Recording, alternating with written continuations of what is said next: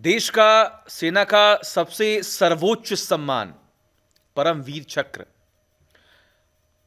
जब आपको यह बताया गया कि आपको इस सम्मान से नवाजा जाएगा,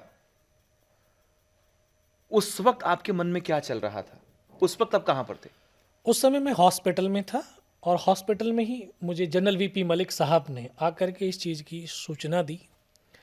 और एक सैनिक के लिए इससे बड़ा और कोई गर्व हो ही नहीं सकता है। जिस मेडल की योद्धाओं की कहानियों को किताबों में पढ़ कर के बड़े हो रहे थे, आज वो मेडल जब मेरे सीने की शोभा बढ़ाने के लिए या वो एक सम्मान जब की घोषणा हुई, तो सिर्फ एक ख्याल आया,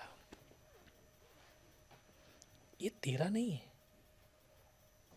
ये तेरे साथ जो सैनिक थे, जो वो सैनिक शहीद हुए हैं, उनके लहू का ये चिराग है जिन्होंने तुमको दिया है कि इस चिराग को अपने सीने पर लगा करके इस राष्ट्र के नौजवानों के सीने में एक राष्ट्र भक्ति और राष्ट्र प्रेम की ज्योति को जागृत करना है।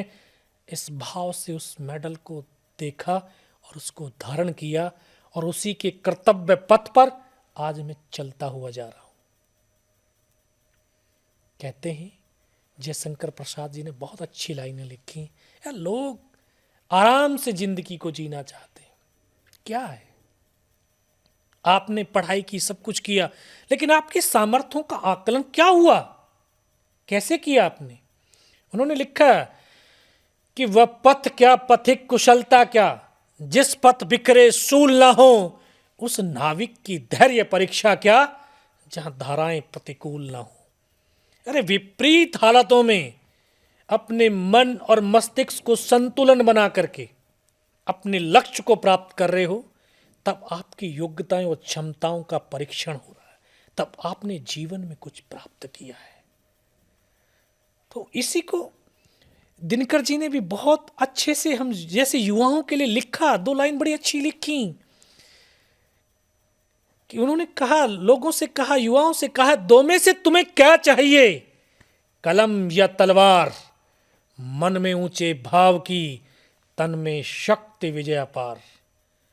कि हम ये हिंदुस्तान के नागरिक, हिंदुस्तान का युवा अपनी कलम की ताकत से भी हिंदुस्तान का नया स्वर्णिम अध्याय लिख सकता है और अपनी तलवार और बंदूक से भी नए स्वर्णिम अध्याय को लिखता हुआ चला आ रहा है और लिख सकता। न्यूज नेशन अब व्हाट्सएप पर खबरों के ताजा अपडेट के लिए न्यूज नेशन के इस क्यूआर कोड को स्कैन करें।